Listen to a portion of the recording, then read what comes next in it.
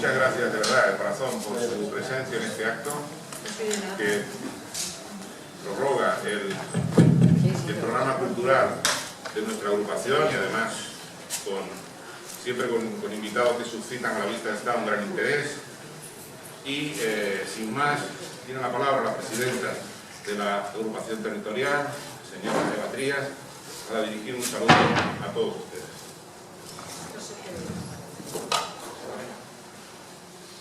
Sí, ya está. Bueno, ¿sí? Sí? A veure. Bona tarda, buenas tardes. Moltes gràcies a tots per voler acompanyar-nos en aquesta ocasió i en especial al protagonista d'aquesta presentació. Com a presidenta territorial de la Societat Civil Catalana a Girona, és un honor poder presentar el llibre d'Ignacio Teruel, titulado Somos el fracaso de Cataluña. ¿Y sabéis por qué es un honor? Pues que a mí me gusta mucho explicar de dónde vengo, de mis orígenes, y me siento muy identificada con ciertas reflexiones que hace nuestro autor. M'ha fet pensar i recordar moltes coses. Soc filla de mare andalusa i pare català, d'una mare que va arribar a Catalunya sense pare, amb la mare i un germà, buscant poder treballar per viure, amb totes les dificultats que ens puguem imaginar. I he recordat tot el que varen viure els meus pares per casar-se. Ell, nascut a l'Empordà, el desembre del 39, quan l'àvia materna estava exiliada a França, exiliada de veritat, va venir expressament per tenir-lo a Catalunya, concretament a Figueres. I en una família catalana de pura cepa, com deien ells abans, varen viure un verdader drama. Tenien un fill que es volia casar amb una andalusa. No va ser fàcil, però se'n van sortir. Es varen casar el 12 d'octubre i ja porten 50 anys junts. Durant alguns anys, sobretot la infantesa i la meva adolescència, intentava passar desapercebuda. Inclús recordo que intentava donar només el meu primer cognom, perquè era català i així era més ben acceptada. També ho feia amb el meu nom, el meu és Eva Maria, sempre em feia dir Eva, perquè això de Maria sonava massa andalús, o això pensava en aquell moment. Y como estas, una infinidad más de cosas que ahora no os voy a contar, porque hemos venido a escuchar a una persona valiente, muy valiente, que con este libro ha puesto voz a una gran parte de la sociedad. Agradecerle ser esa voz, como él mismo dice, la voz de los desarraigados. Y ya solo me queda agradecer a todos los socios, simpatizantes, amigos y ponentes que han colaborado nuevamente en la organización de este acto. Y en especial a José Linares, catedrático de la UDG, que ha colaborado muy activamente. No digo nada más, paso la palabra y gracias.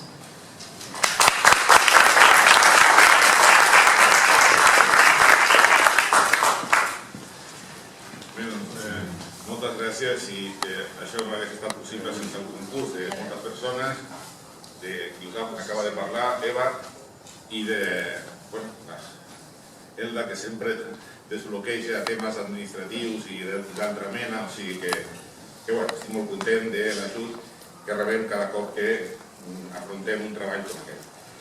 Bueno, la verdad es que a mí me correspondía un papel cómodo, que es ir dando palabras, etcétera, pero cuando lees el libro, pues el libro te interpela y es inevitable decir alguna cosa. Me permitirán, yo me autocensuraré un poco en el tiempo, pero podría uno decir que en medio del camino de la vida, ¿no?, como el gran poeta,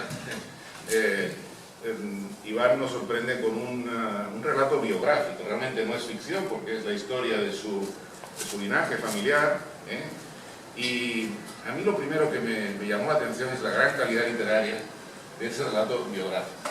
De verdad que la plasticidad de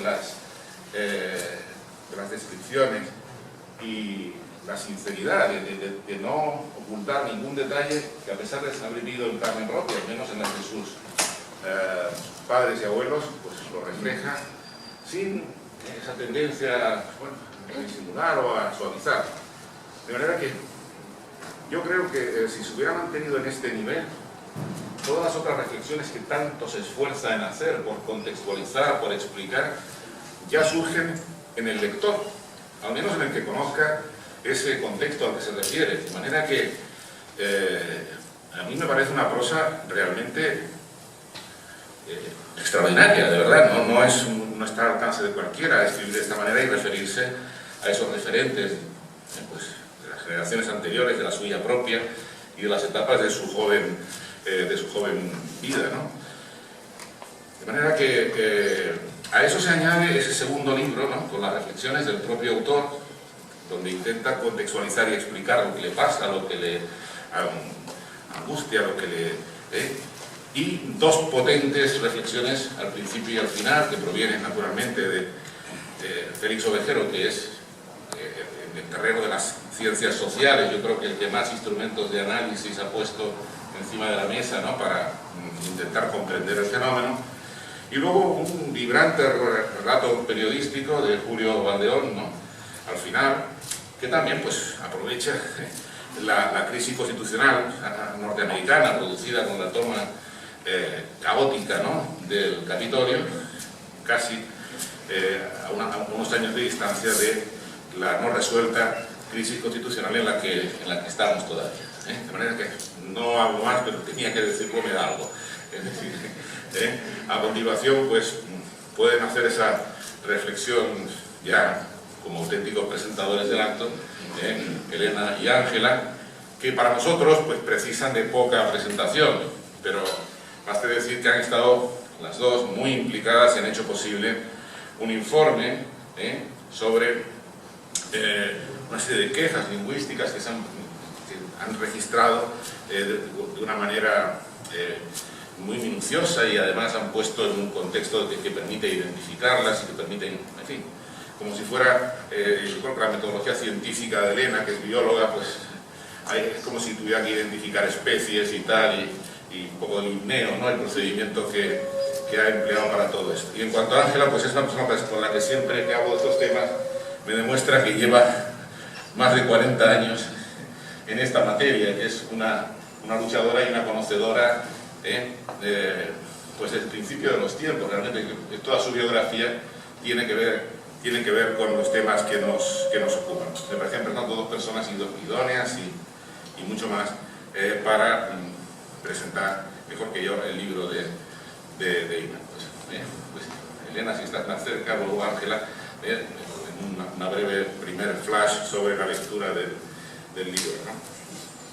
Bueno, hola, muchas gracias por haberme dado la oportunidad de presentar a Iván Terrés. Para mí es un honor. La verdad es que no le conocía antes, pero sí que esperaba este libro como agua de mayo. Porque cuando yo llegué aquí en 2015 a Cataluña, desde entonces vivía en Granada, me llevé pues como una sorpresa, aunque ya sabía que había un gran problema nacionalista y por supuesto ya estaba posicionada ante este problema, pero me di cuenta, o sea, y lo viví, ¿no?, cómo era la situación, y enseguida me di cuenta.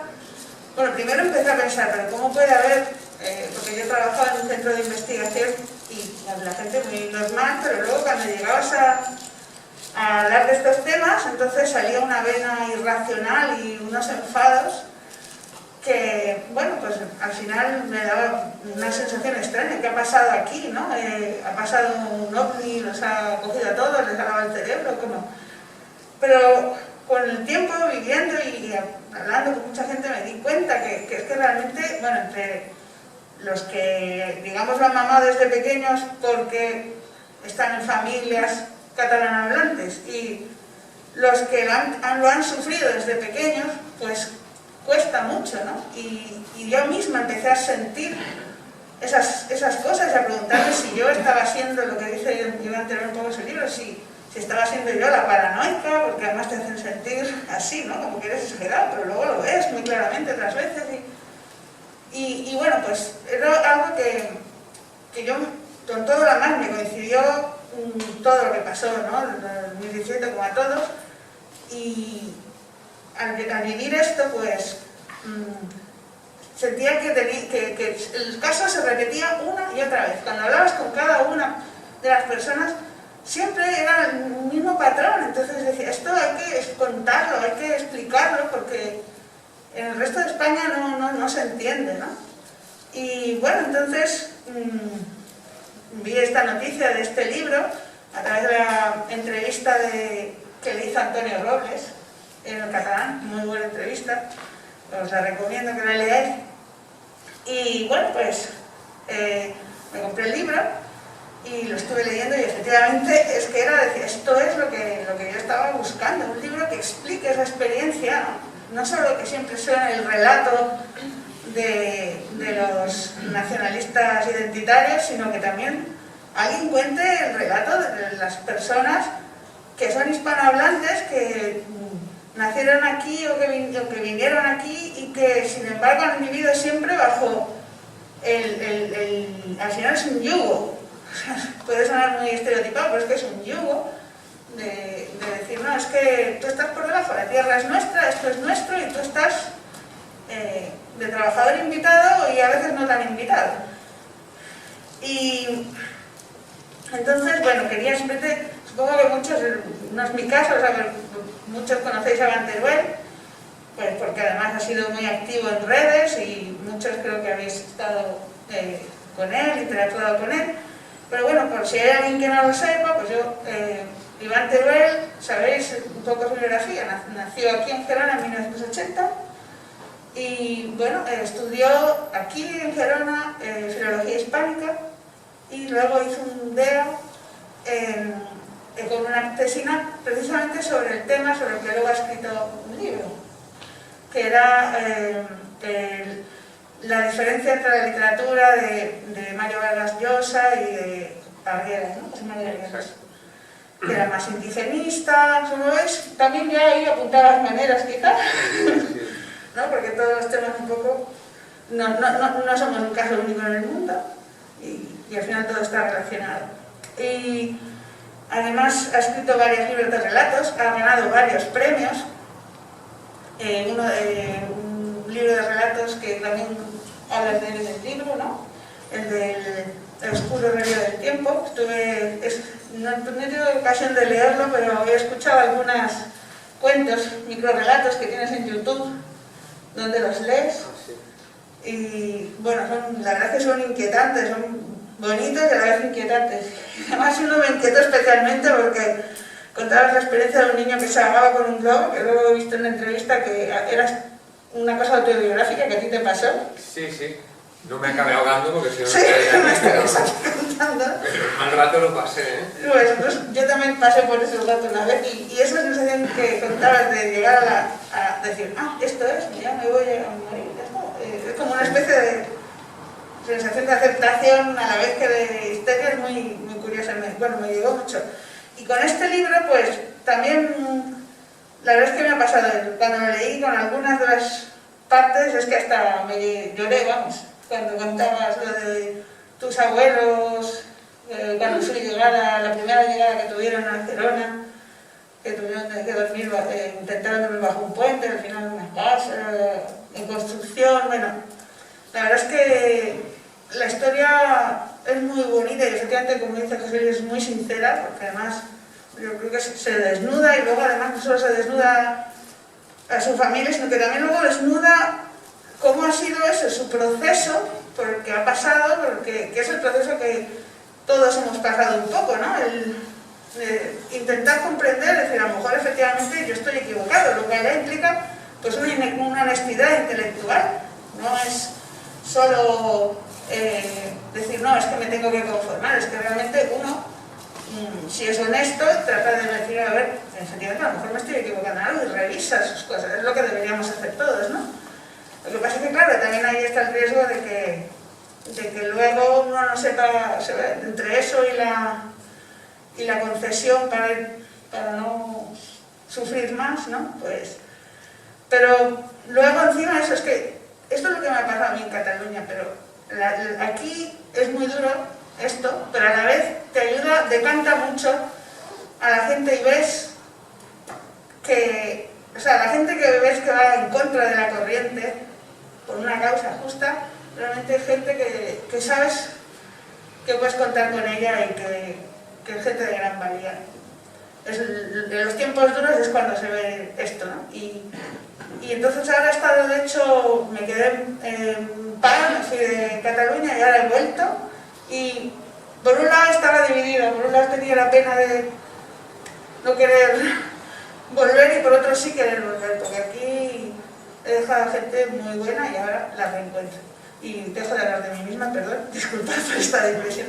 Muchas gracias, Elena. Y pues en los mismos términos, Ángela, ¿no quieras? Vale, pues también muchas gracias por haberme invitado. Y bueno, se va a dar la mascarilla, la mascarilla, me han dicho, que eso está ordenado. Bueno, pues muchas gracias por haberme invitado a los compañeros de Sociedad Civil Catalana, pero también muchas gracias a Iván por haber escrito un libro necesario, un libro que era necesario escribir y que es imprescindible leer.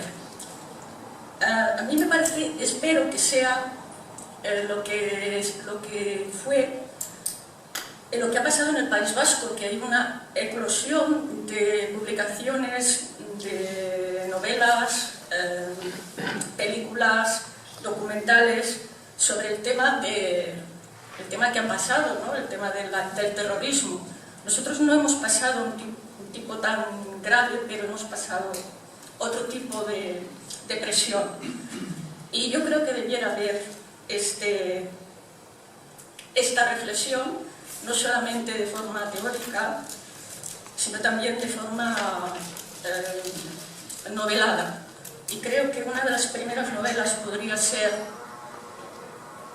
novelar tu primera parte. Novelarla yo creo que sería imprescindible, porque además de novelarlo y empezar, o sea, empezar una saga. Esa primera parte es lo que más me ha sugerido, que allí hay una novela, hay un principio de una buena novela. Yo no sé si va a pasar esta eclosión que está pasando en el País Vasco ahora, porque esta es la segunda vez que se publica algo sobre nosotros, los charragos, ahora ñordos también.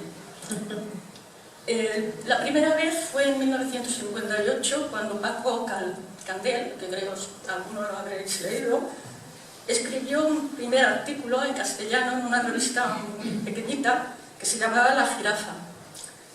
Esto llegó a conocimiento de Jordi Pujol, entonces un joven activista, y empezó a apoyar a Paco Candel. Sí.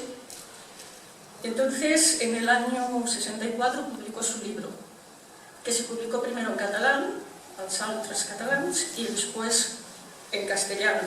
En catalán era una traducción que habían hecho de lo que había escrito Candel.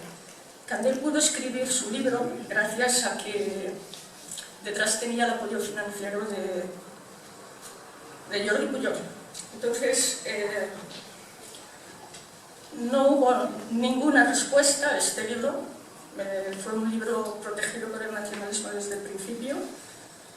Yo creo que el primer libro que publicó y el artículo son buenos, pero luego fue publicando otros y se vio el progresivo cambio de Paco Candel ante la influencia de Jordi Pujol. Eso para mí ha sido clarísimo. Desde entonces lo único que ha habido ha sido pequeñas entidades que resistían a las presiones del nacionalismo, sobre todo en Barcelona, no sé si aquí en Gerona ha habido algo, y eran sobre todo de ámbito educativo, porque es donde más se ha notado. Y luego hemos tenido pequeños ejemplos en la literatura, como Últimas tardes de Teresa, por ejemplo, o algunos poemas de Gil de Viedma, ¿no? Que hacen referencia a esto, pero ha sido pocas cosas, o sea, no se ha escrito sobre nosotros y es necesario hacerlo. Y en esas pues llegó Iván, ¿no? Iván es un gran autor, es un buen autor, es un gran escritor, ya lo es un joven, pero ya es un gran escritor. Pero no solo eso, además de ser un gran escritor, tiene algo más, tiene magia. Tiene duende. ¿Por qué digo esto? ¿No? Porque ¿qué es la magia y qué es el duende? ¿No? Que tiene un escritor que no tiene otro. Pues para mí tiene algo que sabe atrapar porque escribe con el corazón. O sea, Tú cuando lees a alguien, escribe muy bien, pero es una cosa muy formal, no te llama, aunque lo entiendas todo, pero bueno, vale, lo has entendido, vale, muy bien. Pero cuando no solamente lo has entendido, sino que te ha implicado, pues ya es otra cosa, ¿no? Entonces, claro, se puede pensar que, claro, te implica porque te habla de cosas que te afectan.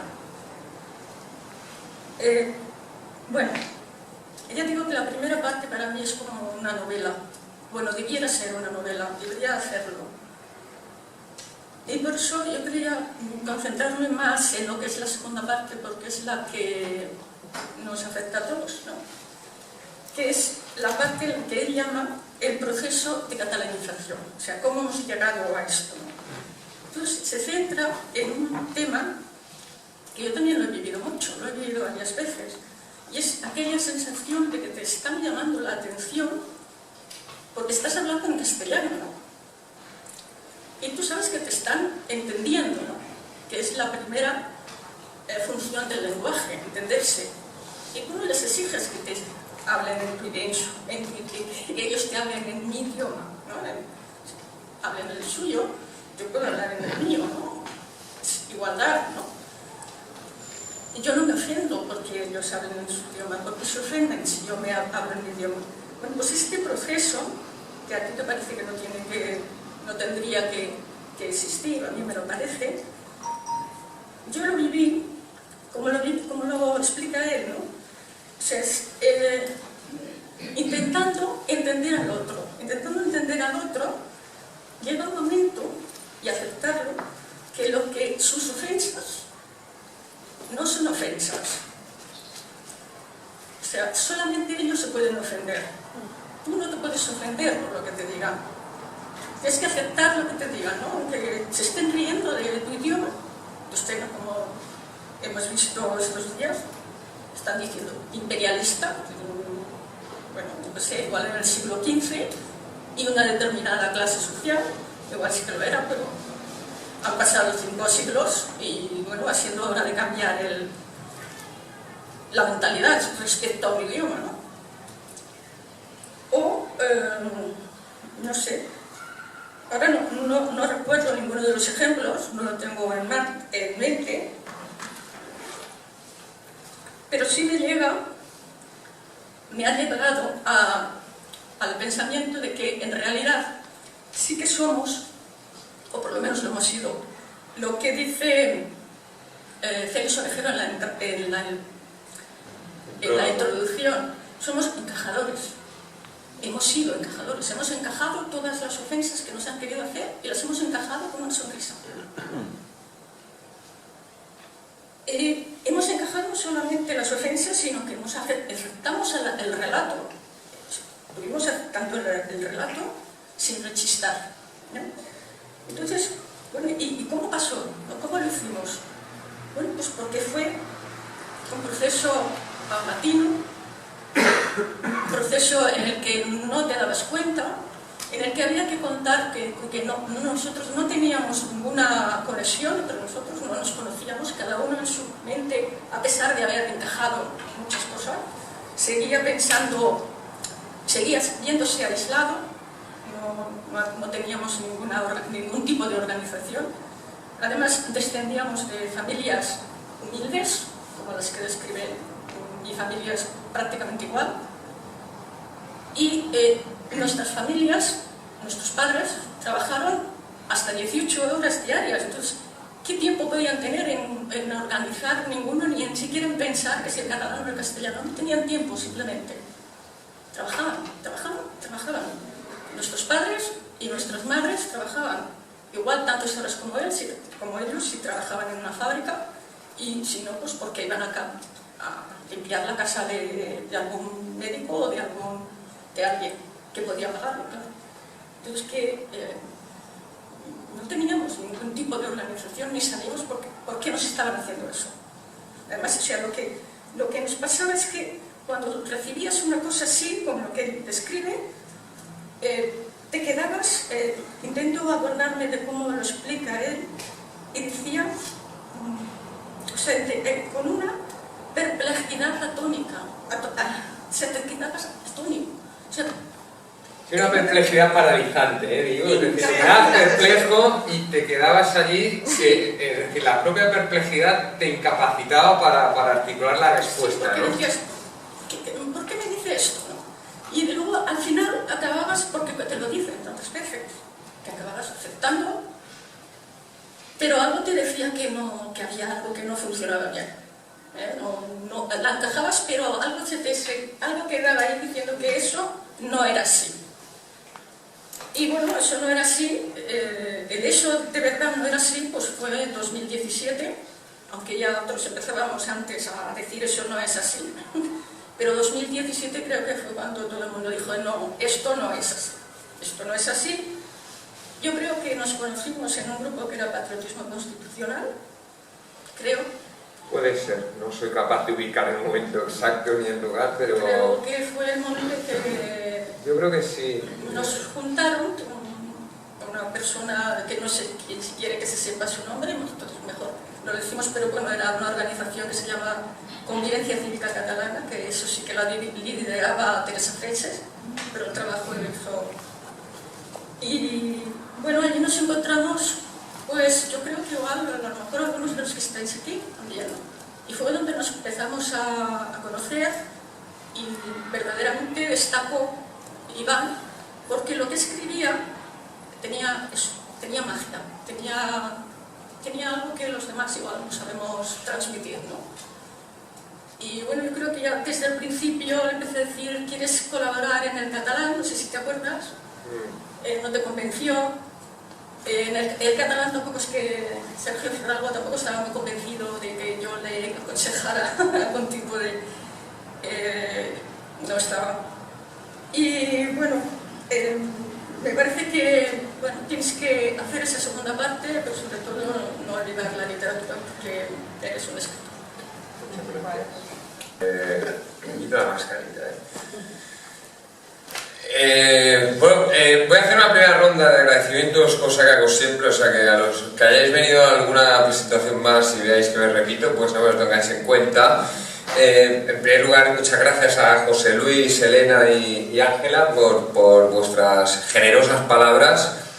Además, siempre me ayuda la lectura, es decir, el comentario sobre las impresiones que ha causado la lectura del libro, porque me ayudan a mí también a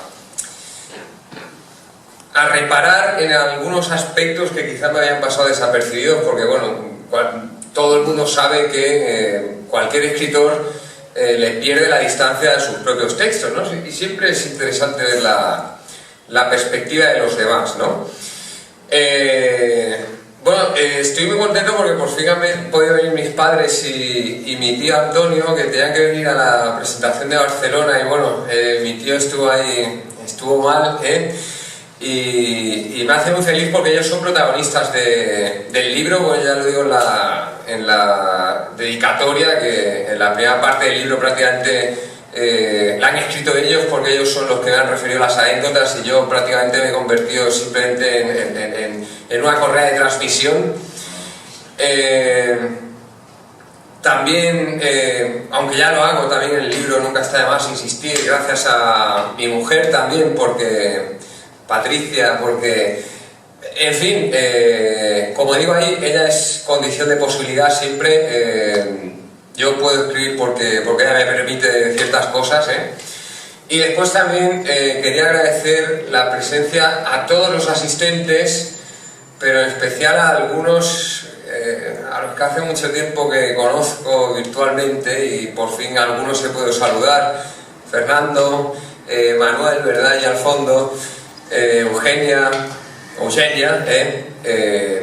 porque este libro no hubiera llegado a buen puerto, ni siquiera me hubiera planteado escribirlo sin la insistencia que tuvieron algunos de ellos. Recuerdo especialmente a Fernando junto con Manuel García, quizás, que no está aquí, que fueron quizás los que más me insistieron diciéndome que lo que yo contaba era un reflejo de lo que ellos habían vivido y que ellos necesitaban que alguien les pusiera voz también a sus historias, ¿no? Que el libro funcionara un poco, como digo ahí, como caja de resonancia, ¿no? También me alegra que esté aquí mi gran amigo Miguel, con el que compartí muchos momentos en la carrera y con el que también hemos compartido desahogos con respecto al tema que nos ocupa. Y si me he dejado a alguien, lo siento, he improvisado aquí porque, en fin, el día a día de un profesor, bueno, el día a día de cualquiera hoy en día, pero vamos, quiero decir que en mi circunstancia particular, profesor con críos, bueno, pues el día a día es un poco un vértigo y como ya había hecho alguna otra presentación, pues digo, tiraré un poco de memoria de improvisación y a ver si... como sería en catalán, aviam si me'n surto, ¿no? Bien, a ver, voy a empezar contando una anécdota que algunos ya conocéis porque la referí hace poco en mi muro de Facebook. Una anécdota ocurrió hace 2 semanas y 2 días. Llevo la cuenta porque, en fin, fue una de aquellas anécdotas que te marcan. Es una anécdota que no refiero en el libro, evidentemente, porque ocurrió hace 2 semanas, pero que creo que tiene mucho que ver con el libro. Asistí yo el miércoles de esta semana, no, de hace 2 semanas, a un cursillo de formación que impartían en el centro donde trabajo, en el instituto donde tengo la plaza. Era un cursillo sobre evaluación formativa. Bueno, en fin, existe la idea de que los niños tienen que participar, bueno, los alumnos, en el proceso de evaluación y que así aprenden más y, bueno, y se dicen cosas tan, digamos, tan reveladoras como que el objetivo principal de la enseñanza es que los niños aprendan, algo en lo que no hayamos caído ninguno de los docentes nunca en nuestra vida, es decir, que los niños tienen que aprender. Bien, bueno, pues estamos en ese cursillo y entonces la formadora, que es directora de un centro de secundaria de por aquí cerca. Por cierto, estuve chafardeando un poco después, yo que soy de natural curioso, digo, con dos apellidos castizos. De hecho, su segundo apellido y el de mi abuelo materno son comunes. Bien, esta persona que estaba dando la charla, en un momento determinado de la misma, pues vio cómo le aparecía en la pantalla una ventana de Windows, un recordatorio, en el que no sé exactamente pues qué ponía, que se iba a apagar el ordenador en 15 minutos o algo así. No recuerdo bien porque no estaba atento. Yo presté atención ante la reacción que suscitó ese hecho aparentemente irrelevante en la formadora. Y dijo textualmente, carai, d'on és aquest ordinador? De Badajoz, que me'n parla amb la llengua de l'imperi? Bueno, estos comentarios, o este tipo de comentarios muy similares, son, de verdad, yo que ya llevo años en el mundo de la enseñanza, son muy habituales en estos contextos, en estos ambientes. Pero a uno siempre le pillan un poco con el pie cambiado. En este caso, a mí me pilló con el pie cambiado por la desinhibición tan absoluta con la que expresó ese comentario tan despectivo de una de las lenguas que se hablan en Cataluña. Bueno, a mí me entró el demonio interior, pero claro, al mismo tiempo, como no reaccioné inmediatamente, pensé, bueno, pues ahora no vendrá a cuento referirle lo que ha pasado hace un momento. Pero este aquí que se me presentó, el ordenador me dispensó, me brindó la oportunidad de redimirme, porque volvió a aparecer otra pantalla, en la lengua del imperio, por supuesto. Volvió a aparecer otra pantalla en el ordenador y entonces ella no le hizo demasiado caso, pero yo le dije, en catalán primero, para demostrar que jo puc parlar català com un català socarrel, o quasi. Le dije, has vist, t'ha tornat a parlar amb la llengua de l'imperi. Y ella dijo, sí, como muy alborozada, porque no esperaba lo que venía a continuación.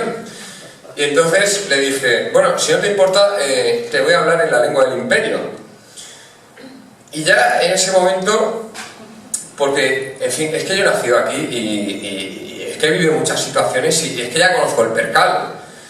Entonces ya la actitud fue, empezó a ser, y volvemos a hablar de esos intangibles que la mayoría de gente, o mucha gente en Cataluña niega, porque te dicen, bueno, esto es que estás sobreinterpretando, ¿no? Siempre te dicen, no, esto es que eres excesivamente puntilloso, excesivamente susceptible. Pero el lenguaje corporal dice mucho de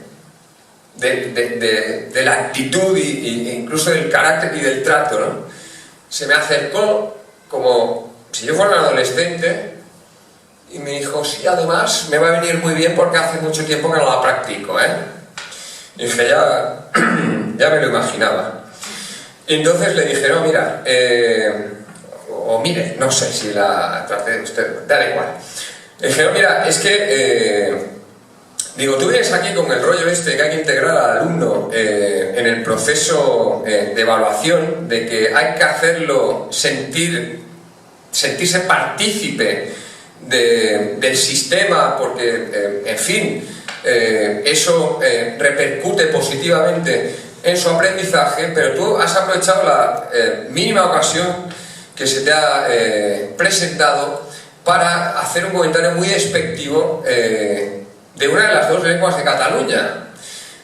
Digo, la lengua, además de esa alumna, porque había hecho referencia a una alumna que había tenido de aquí de Font de la Pólvora, del barrio gitano, ¿sí? Dije, ¿en qué lengua te hablaba esa alumna a la que has hecho referencia antes? En castellano, como diciendo, no sé, para un bar, Dije, pues mira, aquí en Cataluña el castellano no es la lengua del imperio.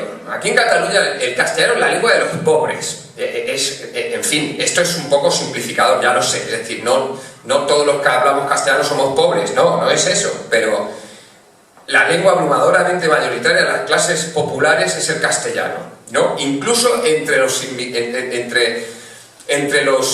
inmigrantes de nuevo cuño, los latinoamericanos porque la traen de fábrica, pero incluso magrebíes y subsaharianos, los que pertenecen a clases populares y no entran en la rueda de la administración, acaban hablando en castellano entre ellos. Bueno, pues le dije, en Cataluña el castellano, lo que tú llamas la lengua del imperio, es la lengua de los desfavorecidos. Y tú has despreciado la lengua de esa niña, ¿no? Por ejemplo, de Font de la Pólvora. Esa niña que vive en un barrio donde viven familias que se relacionaron con la mía cuando llegó aquí a Cataluña. Y tú has despreciado a aquella niña y has despreciado a todos los que hablamos en castellano. A todo esto, mientras yo le decía, digamos, articulaba mi réplica, era una compañera que estaba intentando hacerme callar. Estaba por allí, ¡oh, Iván! Los brazos abiertos. Como si fuera un comentario intempestivo y que no viniera a cuento cuando yo estaba replicando algo que se había dicho allí. Es decir, no es que yo hubiera sacado el tema político sin venir a cuento cuando estábamos hablando del proceso de participación de los alumnos en la evaluación, ¿no? En su propia evaluación. Yo estaba incidiendo en algo que allí se había dicho, pero como a mi compañera, por cierto también, dos apellidos hipercastizos, no le gustaba lo que estaba oyendo, pues quiso que no hablara. Y esto evidentemente es un poco subjetivo, pero en fin, insisto, que ya conozco el percal. Me trataron ambas. Aún la formadora dijo, con aquella condescendencia siempre, deixa'l, si prefereixo que m'ho digui. Ahora nos ha jodido, perdón, nos ha fastidiado, que encima parecía que me estuviera haciendo un favor. Bueno, total, al final se disculpó, pero de aquella manera tan particular que tienen algunos de disculparse. Me dijo, bueno, ¿qué? ¿Aceptas las mías disculpas? ¿Las aceptas? Y dije, bueno, vale, sí, pero si yo no te las he pedido, si yo simplemente quería señalar que tu comentario es despectivo, a mí estas cosas ya no me ofenden, ¿no?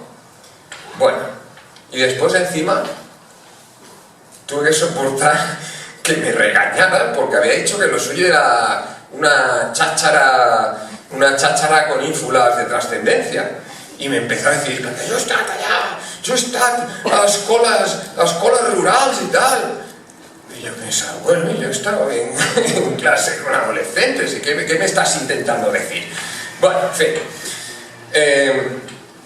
Después, lo que vino a continuación fue interesante también porque, en fin, algún compañero me dijo que yo pensaba que me iban a dejar de hablar todos los días siguientes, pero no, algunos se acercó para decirme que efectivamente el comentario había estado muy mal y que de hecho, una incluso me dijo, deberíamos haberte apoyado, no haberte dejado solo. O sea que bueno, dentro de lo que cabe, algún otro me dijo lo típico.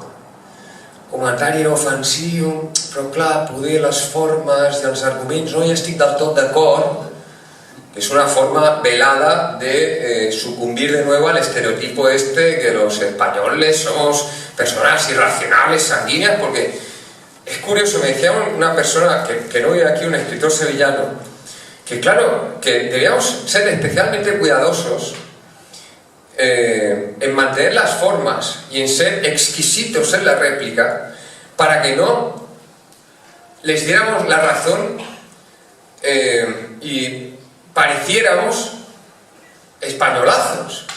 Dije, pero ¿esto qué es?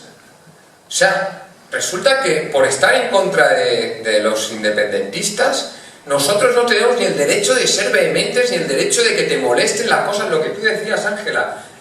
Ellos se pueden ofender por todo, se pueden ofender por lo que ocurrió en 1714, pero oye, tú ante un desplante tasable, objetivo, que ha registrado otra gente, ¡ay, nen, es que tienes la pell molt fina! ¿No? Que seamos exquisitos para no parecer españolazos. Me dijo un escritor que aprecio mucho, pero dije, hay que fastidiarse de nuevo. Yo en un contexto en el que sé que voy a ser... todos sabemos lo que ocurre en este tipo de situaciones. O sea, 15, 20 personas y tú sabes que vas a alzar la voz para ir contracorriente. Y que van a empezar las miradas estas de reojo, que me conozco también, que me pasó también en la presentación de un libro de Soto y Bars en Figueras, que también, en fin, dije, oye, Juan... Digo, que te has justificado por hablar en castellano, y l'exconseller Santi Vila, que estaba por ahí, que le presentaba el libro, no se ha justificado cuando ha hablado en catalán. Entonces las miradas de reojo, así. Bueno, pues claro, y resulta que en una situación de esas que es violenta, ¿no? Y lo explico un poco en el libro, que estamos preparados para ser sociales y tal, y que la sociabilidad es un rasgo evolutivo. En una situación de esas, ahí están también los experimentos, el experimento famoso de Solomon Asch, al que hace referencia a Félix Ovejero en el prólogo. En una situación de esas, resulta que uno debe conducirse con una exquisitez mayor de la requerida, ¿no? Para no parecer un españolazo sanguíneo. Bueno, ¿por qué he contado esta anécdota? Porque, claro, lo que uno se pregunta cuando ocurre esto, porque yo en otra época no hubiera intervenido. Comentarios de estos, escuchaba así, a patadas. Cualquier curso de formación se hace en comentarios de estos. Y hablan de, sí, perquè allà a Madrid no volen que no sé qué, els de l'adoctrinament, así a patadas. Es decir, hacen comentarios de un cariz deliberadamente y manifiestamente político, sin tener ningún miedo a levantar ningún tipo de ampolla. Es decir, hablan con total impunidad, ¿no? Y uno se pregunta, yo ya sabía por qué ocurría, y es lo que intento explicar en el libro. Pero la pregunta que surge es, ¿por qué? Y creo que la respuesta es muy significativa, e insisto, de eso va el libro. ¿Por qué una directora de instituto va a dar un cursillo a la otra punta de la provincia, a la Ampurdá, se planta allí ante un auditorio de 15-20 personas en el que hay quizás 2 o 3 personas a las que conoce y se permite hacer un comentario despectivo de Badajoz y llamar al castellano la lengua del imperio, buscando además la aprobación del grupo y sabiendo que eso no le va a generar ningún problema. ¿Por qué ocurre eso? Pues eso es lo que intento explicar en el libro, y eso es lo que está en la génesis del libro. Porque en la génesis del libro están múltiples anécdotas como esta que yo iba compartiendo en mi muro. Siempre con la voluntad esta de intentar entender, pero ¿por qué ocurre esto? ¿No? ¿Por qué a mí no se me ocurre? ¿Por qué Eva? ¿No? ¿Por qué Eva no decía su segundo apellido? ¿Por qué, por ejemplo, a mí cuando me presentaban a un compañero nuevo, sabiendo yo que era castellano hablante, le seguía hablando en catalán delante de mis compañeros? ¿Qué es lo que nos lleva a comportarnos de una determinada manera? Por ejemplo, ni siquiera plantearnos en el entorno educativo hacerse un comentario despectivo del catalán. Vamos, es que a nadie se le ocurre. Bueno, pues ¿por qué? Pues porque en el ambiente en el que yo me muevo, eso es, aunque la gente lo niegue, eso es manifiestamente claro. En el ambiente de la enseñanza se impone la llamada espiral del silencio, que es el concepto acuñado por Noel Neumann, del que hablo en la última parte del libro. La espiral del silencio no es que te amenacen de muerte por dar tus ideas. La espiral del silencio es un fenómeno que consiste en que la gente, al percibir, y tenemos la capacidad cuasi estadística de percibir los climas de opinión mayoritarios, la gente, ante esa percepción de cuáles son las ideas hegemónicas, se calla porque sabe que callarse le va a facilitar la vida. Si yo hace 2 semanas en aquel entorno me hubiera callado, la única realidad es que ninguno de mis compañeros hubiera dicho nada tampoco. Ella habría dicho su comentario y ni siquiera habría reparado en que era un comentario ofensivo. Claro, porque me dijo, no volia ofendre a ningú. Pero ¿cómo que no volia ofendre a ningú?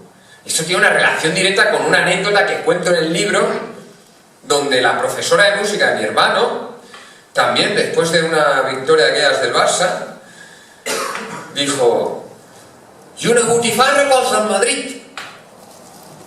Y claro, mi hermano era del Madrid, ¿no? Nosotros somos más madridistas que españoles. No, bueno, si se me permite la broma, claro, mi hermana llegó a casa, lo contó, y mi madre fue a pedirle explicaciones a la mujer aquella. Dijo, no, yo en cap moment vaig voler ofendre a ningú. Pero ¿cómo? Si le has mandado una butifarra a los seguidores de... Claro, si en ningún momento pretendió ofender a nadie, y hablo de un caso y del otro. Si aquella profesora de mi hermano no quiso ofender a nadie, y la profesora del otro día no quiso ofender a nadie con su comentario despectivo, siendo ambos comentarios despectivos, manifiestamente despectivos, es que ambas estaban convencidas, convencidísimas, de que en la clase de mi hermano no había ningún madridista y de que en el cursillo del otro día no había nadie que se fuera a sentir ofendido por escuchar un comentario despectivo del castellano. Y el libro va de eso. El libro arranca, como ya han dicho, bueno, intentaré ser breve. El libro arranca con una recreación literaria de la llegada de mis 2 familias a Cataluña, la parte de la familia que viene en Jaén y la parte de la familia que viene en Extremadura. Ambas familias vivieron en 2 de los 3 núcleos de barraquismo que hubo aquí en Gerona, en la parte de las barracas de lo que se llamaba el Río, el barrio del Río, que quedó arrasado por las inundaciones del 62.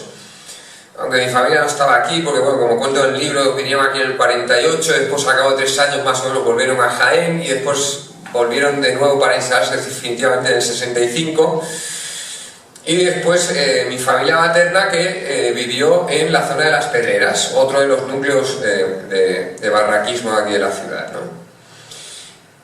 Y la voluntad de recrear literariamente esa parte de esas historias que he escuchado tantas veces era pues demostrar que las condiciones materiales en las que tuvieron que vivir fueron absolutamente precarias, como para que nos traten encima de colonos y de usurpadores y de casta privilegiada, para que Carulla, que Dios la tenga en su gloria, dijera que Franco cargaba trenes de inmigrantes, refiriéndose a los inmigrantes como si fueran ganado, ¿no? Aquells trens que Franco... No, aquells trens que aquell senyor, decía, que aquell senyor ens enviava plens, ¿no? Que narices, porque bueno, en fin, ya sabemos todos aquí en Cataluña quiénes fueron los beneficiarios del régimen, ¿no? La voluntad era esa, demostrar que vivieron en condiciones absolutamente precarias.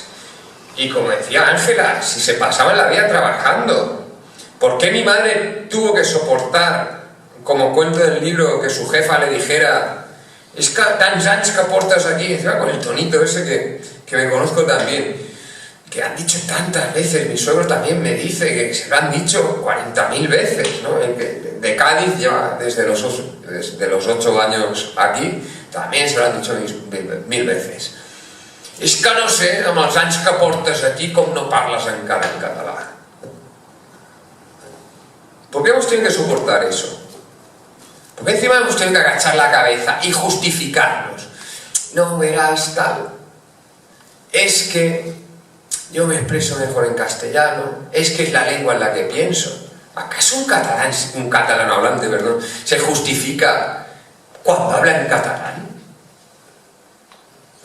¿Acaso yo le digo a un catalán hablante, y conozco unos cuantos que tienen verdaderas dificultades para articular más de 3 o 4 oraciones con cierto sentido, que cómo puede ser que viviendo en España hablen tan mal en castellano? Hay cosas curiosas, porque ni siquiera te exigen que hables en catalán, te exigen que hables el catalán, que hables un catalán ustrat. Hay situaciones en las que existe una voluntad de tasar la calidad del catalán. Bueno, mi madre, la pobre, porque encima es que hemos tenido además ese complejo, ¿no? Ese complejo de clase, ¿no? Te dicen, es que tal. A mí me pasó, también lo cuento en el libro, una conocida de una chica que conocimos una noche, me dijo, perdona, es que no t'entenc, y yo lo primero que hice como acto reflejo fue hablarle en catalán. Pues mi madre, la pobre, cuando su jefa le dijo eso, porque la gravedad del asunto consistía en que mi madre le había hablado en castellano, o sacrilegio, a uno de sus nietos.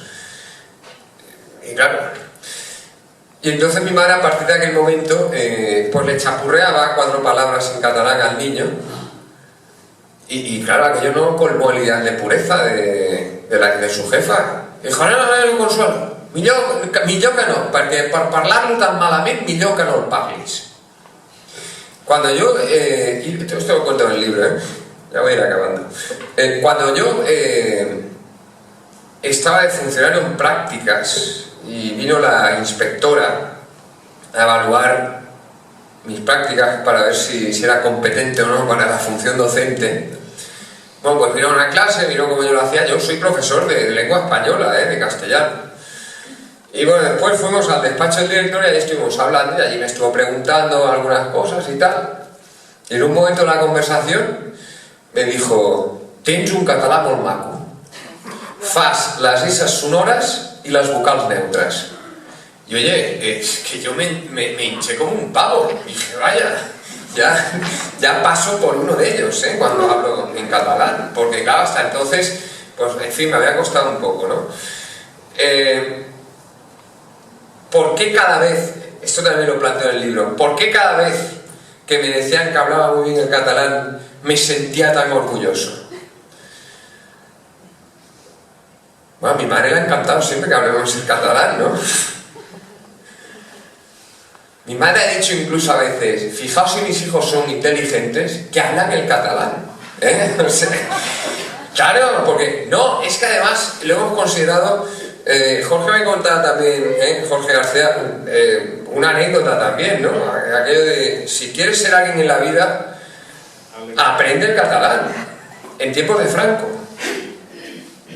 O sea que nosotros teníamos el complejo, bueno, nosotros, a ver, que yo ya nací en otra época, pero los que vinieron aquí tenían de alguna forma el complejo de clase ante el señorito, ¿no? Y claro, era la lengua de los señoritos aquí, entendedme, la burguesía, ¿no? Y entonces, eso, ¿no? ¿Por qué esta satisfacción cuando te decían, parles molt bé? Otro compañero en los forestales, cuando yo trabajé de auxiliar forestal en los bomberos, no només el parla, dijo, no només el parla, sinó que el parla millor que jo, perquè m'ha demanat llumins en comptes de cerillas, ¿no? Y yo, hinchado como un pavo. Bien, pero ¿por qué ocurría esto? ¿Por qué yo me sentía orgulloso digamos, de exhibir la calidad de mi asimilación? Pues, y esta es una de las tesis del libro, la principal quizás, porque yo creo que, y todo ha sido muy sutil, insisto en esa sutileza, porque se ha ido conformando toda una red casi invisible. En el día a día vasco estaba la cuestión del terrorismo. ¿Cómo iba a decir uno que se sentía cohibido por una mirada o por un gesto o porque llamaran al castellano la lengua del imperio cuando allí estaban pegando tiros y poniendo bombas? ¿Cómo le íbamos a explicar nosotros al resto de España que vivíamos una opresión de baja intensidad? ¿Cómo? ¿Cómo va a ser comparable una determinada inflexión de voz? Esto que yo digo de que la formadora esta se me acercó con esa condescendencia. ¿Y cómo registras todo esto? Si ya, por ejemplo, en el juicio del 1 de octubre se burlaban de los guardias civiles que dijeron que habían visto miradas de odio.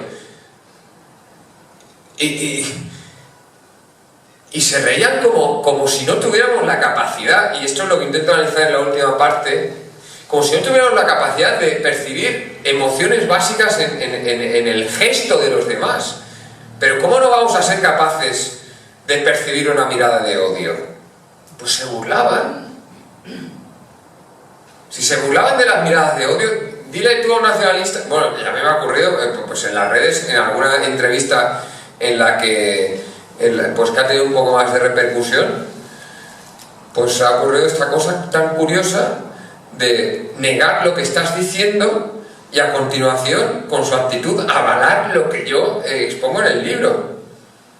Te dicen, menuda película se ha montado el tío este, así en plan barrio bajero, Un ex compañero forestal también, llamándome sinvergüenza, en público. Tipo con el que me llevaba bien, a mí me caía más o menos bien, A pesar de que decía cosas tan reaccionarias como que a él no le gustaría conocer a su futura mujer en una discoteca. Ese lugar, por Dios, donde solo van chonis, ¿no?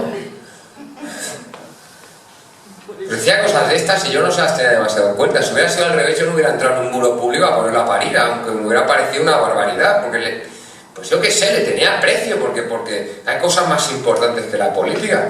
Pues no, el tipo allí cebándose conmigo, sinvergüenza, mentiroso, tal, ¿no? Bueno, pues la acusación más repetida es la de que estás mintiendo. Hay alguno que te dice, es una vergüenza que habiendo nacido aquí no hables catalán. Digo, pero vamos a ver, si estoy diciendo justo lo contrario, que hubo un momento en que sustituí mi lengua de relación.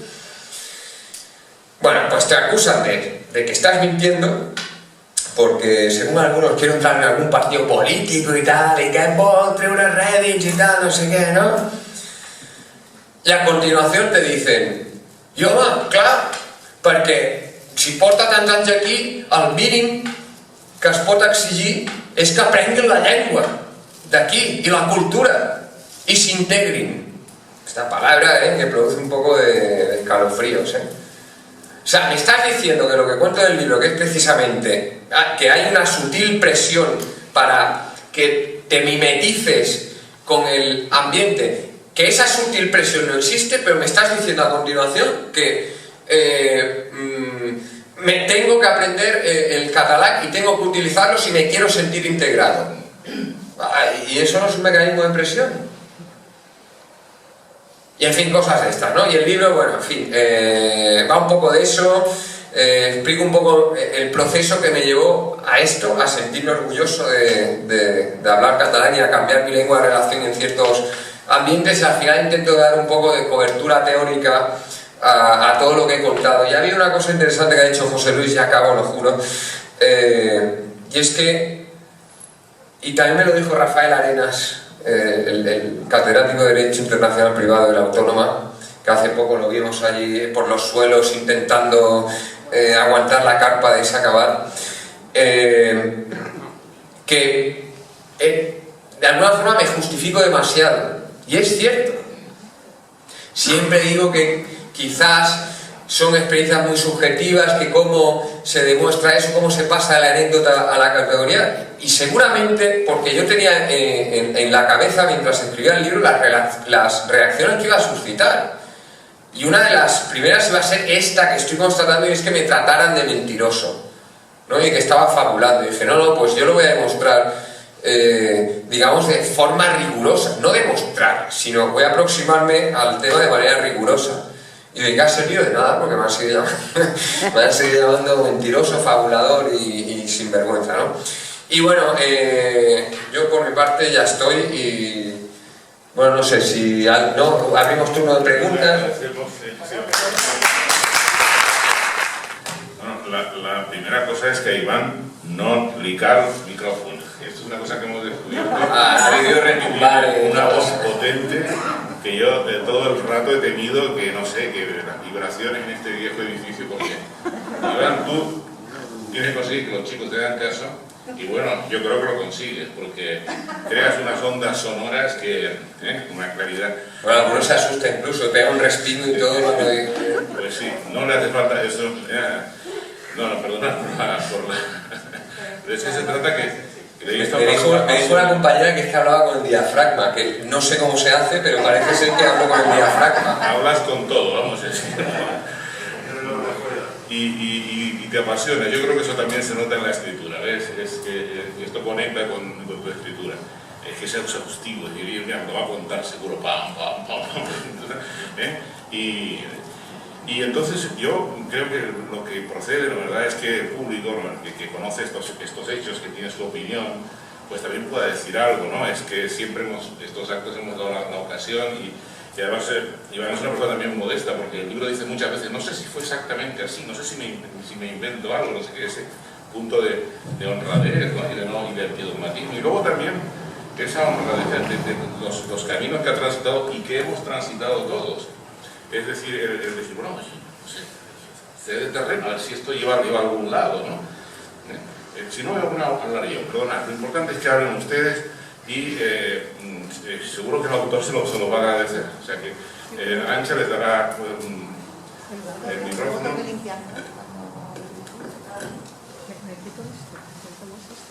¿Así directamente? Sí, mira, a mí leeré tu libro con interés, y realmente, como soy mucho mayor que podría ser mi hijo, yo debe ser el más mayor de tus padres, pues para tranquilidad tuya te diré que esto viene pasando desde tu adolescencia para acá, porque antes aquí en Cataluña no había este clima.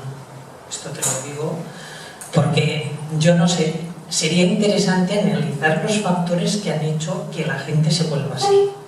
De entrada, yo lo que veo es a nivel de la población general, la gente es muy inculta, tiene muy poco conocimiento de las cosas, con lo cual una crítica grande a la educación.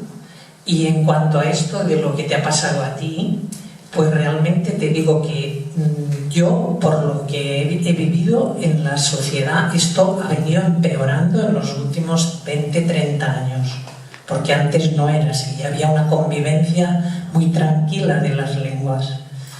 Quizá había una preponderancia del castellano, lo cual tampoco era lógico, pero luego se iban implicando tranquilamente, que es lo que tendríamos que conseguir ahora.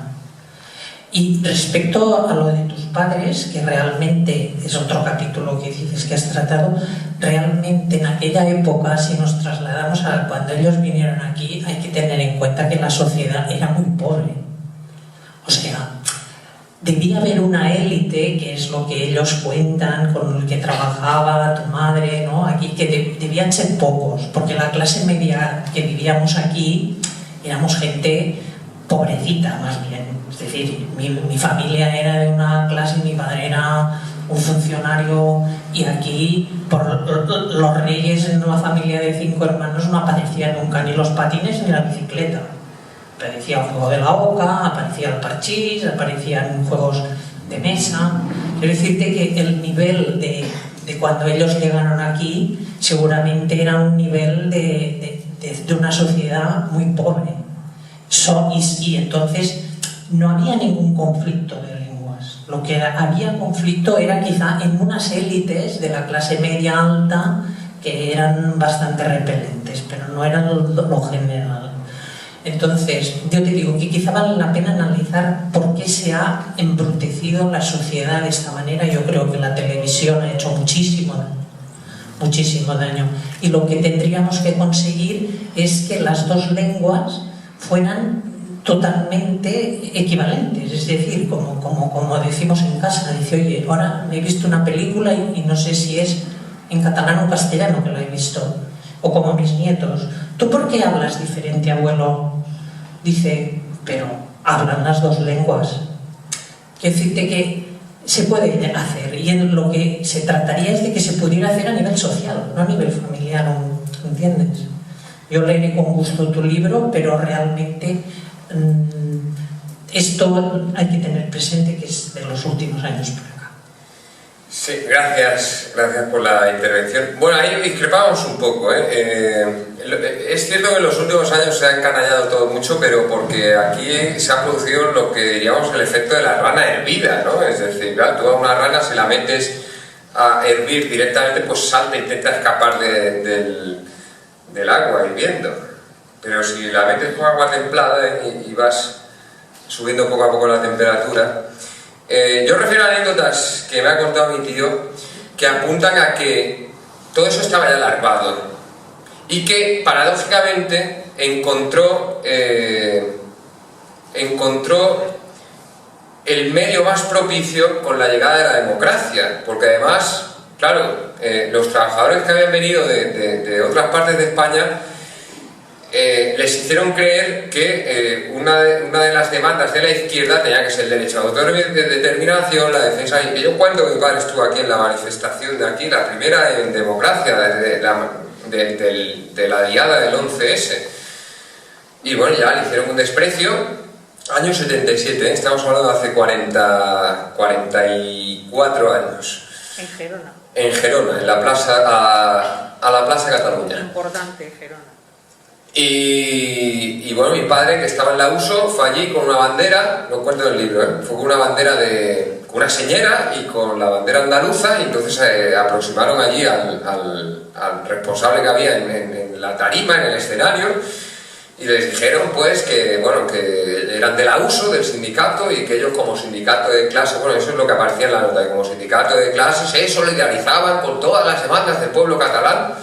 Decía mi padre, la escribió en catalán la nota, ¿verdad?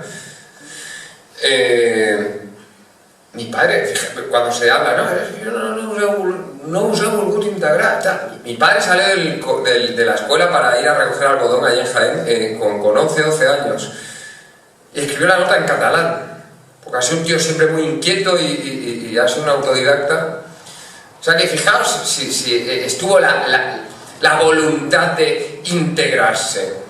Bueno, pues se presentó allí con la nota, le dieron una bandera andaluza al responsable para que la colgara en algún lugar del escenario, y mi padre observó ya desde el inicio que el hombre aquel no recibió con mucho entusiasmo ni la bandera andaluza ni la nota, y que las echó allí al fondo del escenario, la bandera hecha un burruño y el papel, y mi padre le iba diciendo a su compañero, mira cómo la ha tirado allí, mira qué desprecio y tal, y otro iba diciendo, no Andrés, lo que nos han dicho tantas veces, no hombre, estás exagerando, no hombre, ya verás que no, no hombre, no ves que el hombre era muy atareado.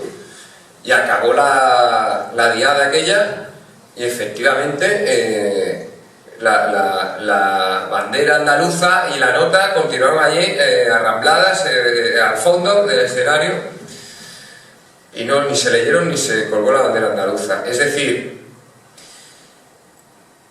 yo en el libro cuento que yo tampoco percibí conflicto ninguno durante mi infancia ni durante mi adolescencia. Bueno, algún conato, alguna discusión en el instituto sobre todo.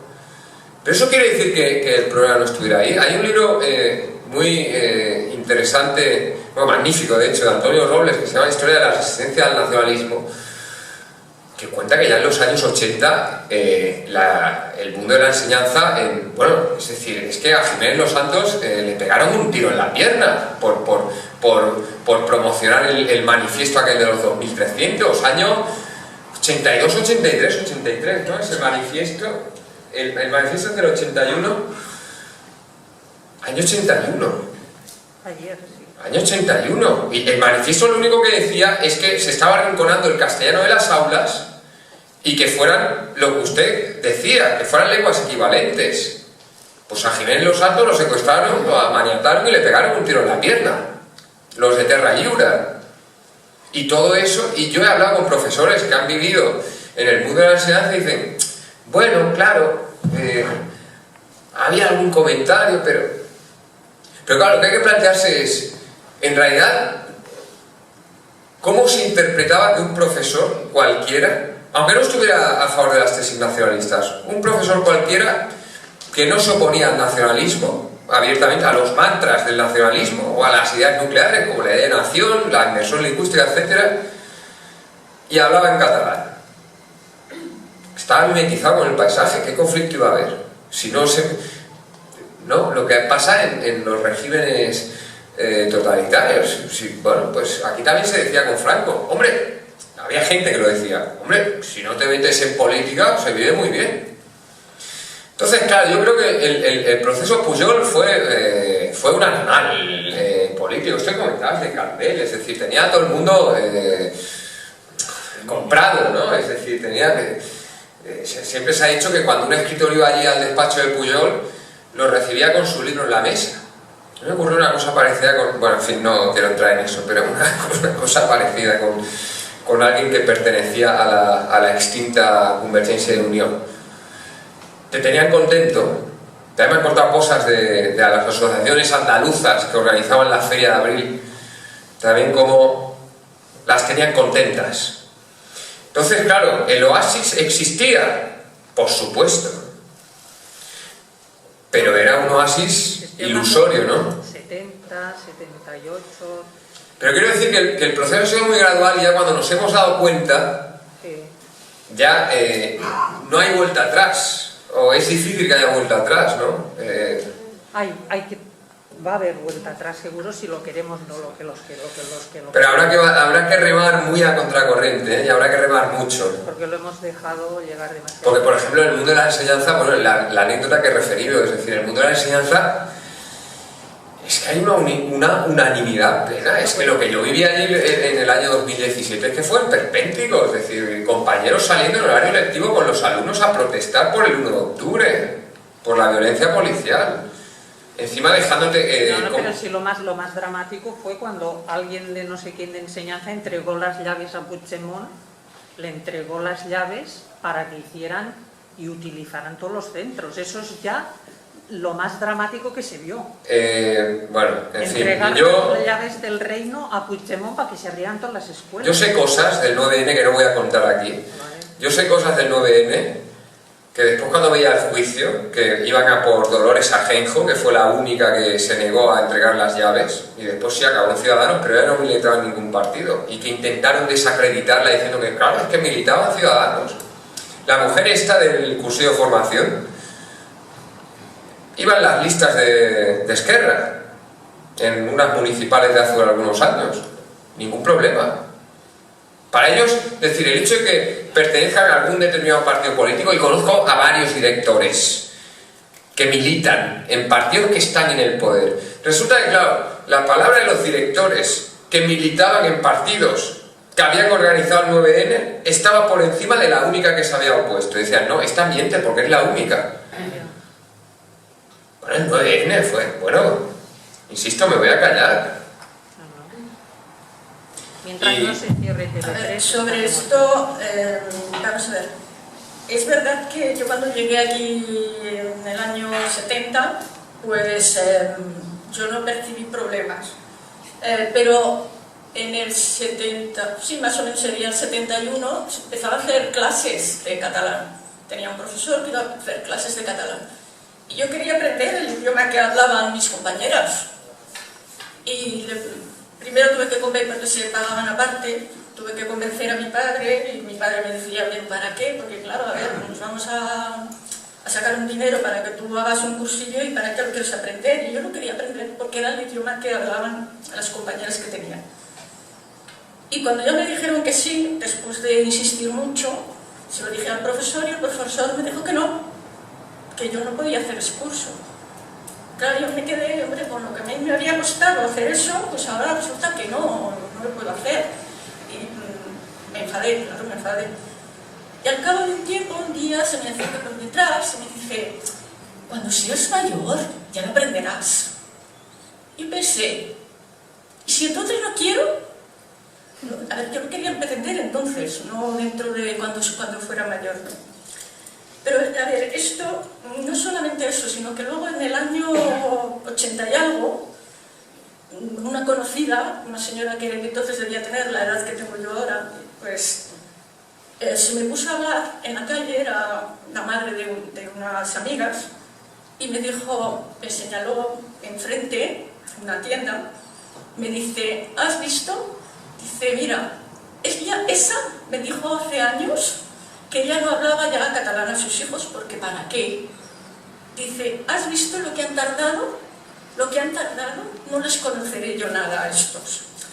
Vamos a ver, esta señora era una señora de la GNT, su marido militaba, toda la familia. Ellos habían llegado de Murcia, siendo niños, en los años 30 y algo. Habían vivido este ambiente. Y esto que estamos viviendo ahora, ya lo habían vivido antes de la Guerra Civil. Durante la República, seguro, sí, claro. O sea, esto ya estaba, ahora lo que pasa es que Franco hizo ahí Sí, lo cuenta además muy bien Chris Elam en el libro de La lucha por Barcelona, que con las campañas absolutamente racistas de Esquerra Republicana con los inmigrantes murcianos y andaluces en los años 30, O sea que digamos que el nacionalismo viene de lejos, Sí, es un problema del nacionalismo, no es un problema que desde Fora Charnegos existió en el año 36 y en el año 37 tranquilamente, cuando y el Estat català se declaró por la independencia por Companys en el año 36. Entonces, esto es una repetición de la jugada. Sí. Claro, con una dictadura por medio, pero es una repetición de la jugada. Ya en la dictadura, porque no va a haber mucho, no me parece que no hay mucho tiempo, ¿no? Él la quería decir algo, ese micrófono. Una duda, cuando tú comentas que esta anécdota con la persona que os está teóricamente dando formación, etcétera, que igual que en otra anécdota que también has explicado, dices, claro, ellos hablan de la manera que hablan porque se creen que todos los que están en las salas son de la misma cuerda. Y yo tengo una duda, ¿es porque creen que todos son de la misma cuerda o porque les da igual que no haya nadie de la misma cuerda? Porque tampoco cuentan. O sea, yo una de las cosas que creo que es importantísima es que se ha perdido el respeto en Cataluña. No nos respetamos como personas. Y entonces cuando da lo mismo lo que tú pienses, porque tú en el fondo no eres persona. Sí, no, pero en el caso de la enseñanza, por aquellos, insisto, aquellos intangibles, yo creo que hay, al menos en el último caso que me ocurrió, hay una cierta reacción de perplejidad. ¿Y por qué se justifica? Si le diera igual, diria, bueno, he fet aquest comentari y m'has de respectar perquè tinc dret a opinar. Pero dice que no ha querido ofender a nadie. Si no ha querido ofender a nadie es porque estaba convencida de que no iba a ofender a nadie, claro. Porque no eres nadie. No, en serio, es que en el ambiente de la enseñanza, de hecho, yo lo cuento en el libro, sí es que en el ambiente de la enseñanza incluso ponen expresiones indisimuladas de sorpresa. Cuando dices que eres del Madrid, no, es que parece ridículo, pero es que es así. Cuando dicen, a mí, recuerdo que tenía un vecino, decía, hostia, ets profe de castellà? Ets profe de castellà, ¿y cómo tú fas? Decía, ¿cómo tú fas? Digo, pues nada, llego allí, doy clase en castellano y cuando acabo me voy. ¿Cómo tú fas? ¿Y els parles en castellà? Hombre, que menos, que no. ¿Y cómo tú fas? Un tipo de... No, este no era el vecino que también era otro. Estaba escandalizado porque yo hablara en castellano más de 10 minutos.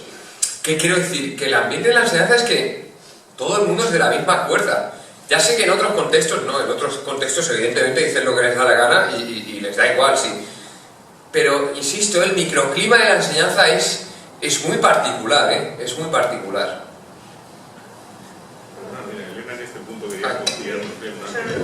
Sobre este tema de la enseñanza que no hemos tocado y que tú tocas en tu libro también un poco, por ejemplo, cuando cuentas la anécdota de esos niños que habían llevado a un campamento, que eran niños creo que de este barrio, de las Pedreras, sí, de Font de la Pólvora, y que esos niños pues estaban ingobernables, pasando de los profesores, y tú simplemente llegaste. Como mi tío. Ah, tu tío, era tu tío, sí, perdón, disculpad, mezclados. Y que te pusiste con la guitarra a tocar y flamenco además, ¿no? Sí, bueno, no, era... 4 acordes. Sí, 4 acordes, y te pusiste a hablarles de que tú eras de ese barrio. Me puse a la altura de ellos. Sí. Entonces utilicé el lenguaje, pues que el lenguaje barrio bajero. Que era lo que hablaban ellos, lo que entendían. Sí. Y entonces es lo que le comentaba al compañero de piso, que era profesor, y bueno, y todos los amigos eran profesores, y le comentaba yo eso. Era una cuestión de que los amigos todos no habían sabido ponerse a la altura. Había querido que los niños aquellos que apenas habían hablado el español en condiciones, querían le hablaban en catalán y querían que ellos se pusieran a la altura de ellos. Y digo, por eso están los niños desmadrados como están. Pero lo que tienes que hacer es bajar al nivel que ellos están y entonces hacerte con ellos. Sí. No reconocían la autoridad porque alguien que no hace ni el esfuerzo de hablar en tu lengua ni tiene interés en tu cultura. Yo en algún instituto de Figueras en el que he estado, que he coincidido con algún alumno gitano, no sabéis lo que agradecen que les preguntes cosas sobre su cultura y sobre sus costumbres. Te lo ganas enseguida. Pero claro, si les haces ver que simplemente por hablar en castellano lo estás haciendo mal. Y de ahí viene pues que en realidad ese de ponerse a su nivel es también el que su lengua también se pueda usar en la escuela y sea apreciada y por ejemplo, eso bueno, esto lo habremos vivido todos con nuestros hijos en la escuela hoy en día. Perdóname, tengo que cortar, porque no tenemos tiempo, llevamos fuera de horario. Deciros, si queréis algún libro, aún tenemos los de la librería fuera. Ha sido, la verdad, muy agradable, no esperábamos menos. Decirte que no va a acabar aquí, tenemos intención de montar un ciclo en referencia a todo esto, que tengamos tiempo de hablar todos, un poco más, que contamos con Iván, por supuesto. Y pues nada, que si os parece, vamos acabando y supongo que nos vas a dedicar a algún libro también. Sí, por supuesto. Muchas gracias. Muchas gracias.